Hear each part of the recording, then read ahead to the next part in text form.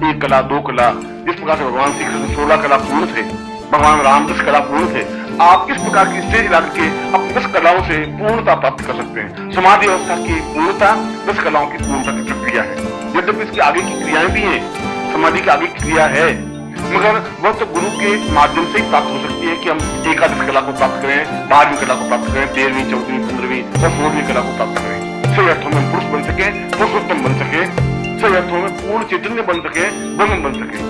फिर हम ग्रस्त रहते हुए पूर्ण योगी बने रह सकते हैं। हमारा बाहरी क्रियाकलाप ग्रस्त की तरह दिखाई देगा, मगर अंदर से पूर्ण योगी और सन्यासी की तरह दिखाई दे सकते हैं। यह स्टेज, यह स्थिति जीवन की पूर्णता का परिचायक है, और ऐसी स्टेज आने पर वह व्यक्ति अखंड आनंद में निमग्न रह सकता है। फिर उसको राग, द्वेष, दुख, भय, कष्ट, पीड़ा, बाधाएं व्याप्त होती ही नहीं या उसके जीवन में आती ही नहीं, क्योंकि वह प्रकृति में हस्तक्षेप करके जो कुछ प्राप्त करना चाहता है वो प्राप्त कर लेता है, विपरीत परिस्थिति को अपने अनुकूल बना लेता है। उसको किसी प्रकार की चिंता व्याप्त नहीं होती।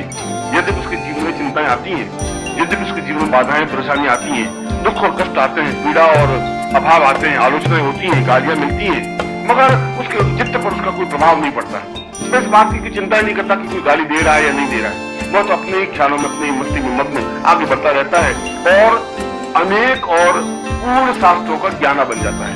ऐसा ज्ञाता बन जाता है कि सारा वेद पुराण उसकी जुबान पर कंठस्थ रहता है।